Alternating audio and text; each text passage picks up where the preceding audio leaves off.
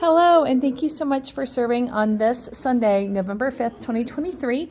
I want to give you a quick walkthrough of this week's lesson so that you kind of know what to expect when you get here.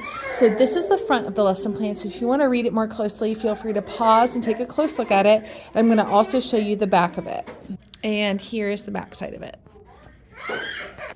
Okay, so since it is the first Sunday of the month, it is our Sunday that we focus just on our memory verse. So I'm going to give you a walkthrough on how this lesson is different than the other weeks of the month in case if you have not had the opportunity to serve on a first Sunday of the month before.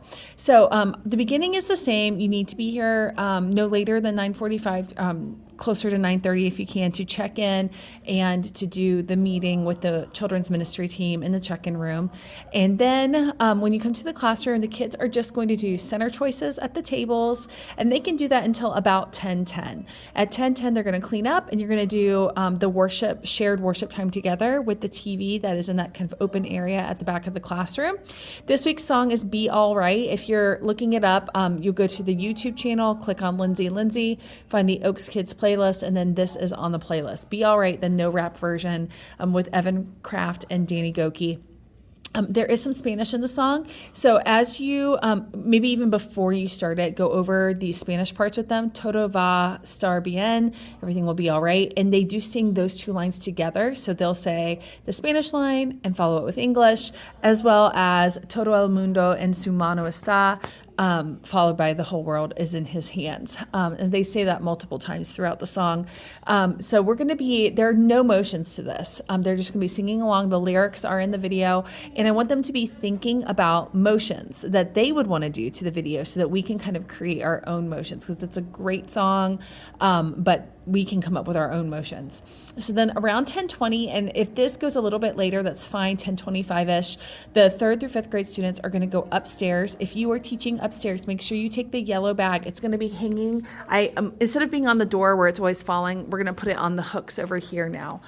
So the yellow bag will be on the hooks. It has the key to be able to unlock upstairs. Remember, if you are serving upstairs, you unlock, but then lock yourselves in.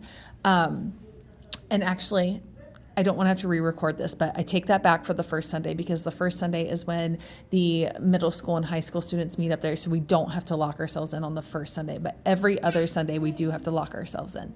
But you'll have that yellow bag with the key, and you'll also have your materials in there. So it varies. Most of the time, the materials, the lesson plans and the materials are going to be in the yellow bag. Sometimes they're already in the classroom, but this week they will be in that yellow bag. And then we're going to, once we are in our separate classrooms, we're going to introduce our monthly memory verse. And this is going to be our focus for our whole time together. So this is the part where we write it on the paper that's on the wall. If you're upstairs, you're writing the whole thing. If you're downstairs, there's some few blanked out words. And so you see it broken down by week on here. They're going to say the whole thing, but then writing it on the paper, they're just going to write, "Oh, give thanks to the Lord, for he is good." So we're going to echo read it. We're going to do it all together. We're going to let maybe one kiddo come up and guide the rest of the group and do that memory verse together as a group multiple times. And then we're going to do prayer. We have transitioned out of just asking prayer requests into moving into Taco's prayer strategy, where we do thankfulness, get 2 or 3 students to list something that they are thankful for, so praises. Adoration, so 2 or 3 things that they just adore God for, that they show him reverence for about him. Confession, so that could be, it might be, maybe teacher will probably need to give examples to help students feel more comfortable with sharing a confession. And then others and self are both going to be prayer requests, a prayer request for others, prayer requests for themselves. And so just walk them through that and then do the Lord's Prayer together. Then it's time for the memory verse lesson. They're going to look at the context. I'm laughing because I just saw a typo on the paper. They're going to look at the context of the memory verse for this month. So I kind of expanded it out to, now they're going to look at 1 Chronicles chapter 16. There's not supposed to be a question mark there. It's supposed to be a colon. Chapter 16, verses 29 through 37. And that kind of gives it more context. And then there is a very quick summary to understand that our memory verse this month comes from David's song of thanks within 1 Chronicles.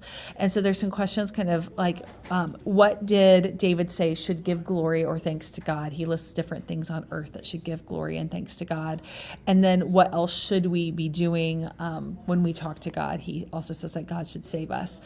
So just kind of walking through that. If you're downstairs, help the kids locate 1 Chronicles 16, verse 29, and then you're going to read it to them. If you're upstairs, they can read it independently or with a partner, maybe read it around the group. And then you're going to say, after you do the questions and go over the summary together, then you're going to say the memory verse together again, just to really cement it for this week so that hopefully they're on track to memorize it by the end of the month. The craft for the first Sunday of the month is always the same. It's very simple. It is just a color or a memory verse sheet that they're going to color. So on one side, it is dotted letters that they can trace. They can do a pattern. They can use markers, crayons, colored pencils, whatever they have access to that they would like to use. On the back, it is bubble letters that they can color in. Again, they should use some creativity with it, make a pattern, different things like that. If you have extra time, we had them last month write the memory verse with chalk on the sidewalk. That is an option if you think it's warm enough. I anticipate it's not going to be warm enough.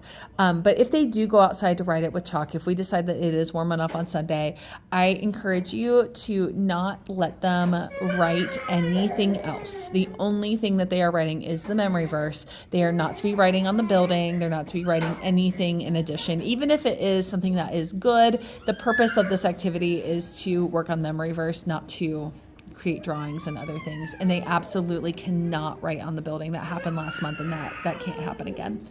And I think that's it. If there is extra time beyond that, upstairs you have some copies of Taco Cat Goat Cheese Pizza, and you also have Uno that you can play games with the kids and just give them some time to play together. If you're downstairs, they can break the centers back out, or you can have them watch a video on our YouTube playlist. For dismissal, same as usual, collect the stickers, add them to the sticker ball, highlight the students as they're picked up. And that is it. Oh, one last thing, Bible prizes. We switched this last month so that there's no longer just like a bucket of random Bible prizes. Now there is one specific Bible prize this week. It's a little different because it's like a multi-pack. So if you're downstairs, their choices are Cheez-Its, white cheddar Cheez-Its, plain original Pringles, or a Rice Krispie treat. If they don't like any of those 4 things, then they can choose not to have one that week. We try to do the same Bible prize at least 2 weeks in a row, so that if this week, for instance, they're sad because they forgot their Bible, just tell them, we'll have the same prize out next week. So make sure you remember it next week. But that is it. And if you have any questions, I will be here with you guys this week. I'm going to be serving in the classroom, so I'm excited to see you guys. And I'm so thankful for everything that you give to this ministry and for really building into these kids' lives. We're so grateful for you. Have a great day, and we'll see you on Sunday.